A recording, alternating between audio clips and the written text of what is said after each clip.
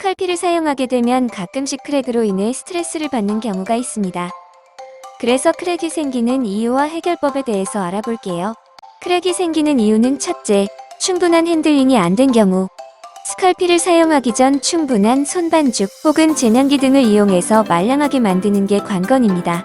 둘째, 급격한 온도로 냉간 시. 오븐에 굽고 나서 바로 꺼내는 행동, 특히 겨울철 온도 차이로 인한 크랙이 생길 수 있습니다. 셋째, 스컬피의 부피가 많이 두꺼울 때.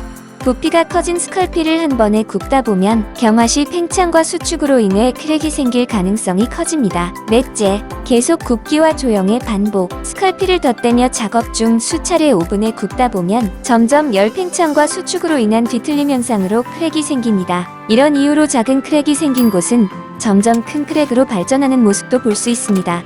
다섯 번째, 이번에 작업하며 생긴 일인데 저는 평소 크랙이 거의 생기지 않습니다. 그런데 이번엔 오래된 스컬피를 핸들링하기가 힘들어서 베이비 오일을 평소보다 많이 추가하고 제면기를 이용하여 반죽하였습니다. 그랬더니 지금까지 경험해보지 않은 많은 크랙을 만나게 되었네요. 과도한 베이비 오일의 원인이란 생각과 손반죽만 한 것이 없다라는 생각이 드네요. 크랙이 생기면 어떻게 해야 하나? 작은 크랙은 점점 크랙이 커질 가능성이 있고 간단하게 땜빵을 해도 다시 크랙이 생기는 경우가 대부분이니 그냥 무시하고 계속 작업을 합니다. 최종 조형이 거의 완성 후 표면 정리와 함께 크랙 수정도 해주는 것이 좋습니다. 큰 크랙은 작업에 지장을 주지 않는다면 그냥 무시하고 작업을 하면 되고 작업에 문제가 있다면 수정해줘야 합니다. 보통 스컬피를 최대한 크랙 안쪽까지 채워준다는 생각으로 꾹꾹 밀어 넣어주며 작업하면 됩니다. 크랙이 좁다면 조각칼을 이용하여 크랙을 넓히고 충분한 스컬피를 채워주는 것이 좋습니다.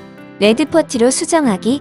최종 조형 완성 후 표면 정리와 함께 작업을 해줍니다. 제가 사용하는 레드 퍼티입니다. 작은 용기에 덜어서 보통 사용하며 신너와 함께 농도를 조절할 수 있습니다. 큰 크랙은 원액 그대로를 걸쭉한 상태로 헤라 혹은 이쑤시개, 붓 등으로 찍어 넣거나 발라서 속을 채워줍니다. 작은 크랙은 신너로 농도를 조절하여 붓으로 발라주면 됩니다. 이때 크랙 깊은 곳까지 레드 퍼티를 꼭 침투시킬 필요는 없으나 최대한 여러 번 덧발라줘서 표면과 평탄화시킨다는 생각으로 작업하시면 됩니다. 틈이 넓은 곳은 레드 퍼티 외에도 순접을 이용하여 메꾸는 분도 많습니다. 수정을 거치고 나면 사포질로 표면 정리를 해주면 됩니다. 지저분해 보이지만 도색 전 서페이서를 뿌리고 한 번 더 표면 정리를 해주면 도색 준비 끝입니다.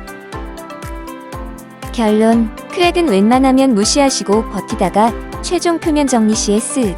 우리의 정신 건강은 소중하니까요.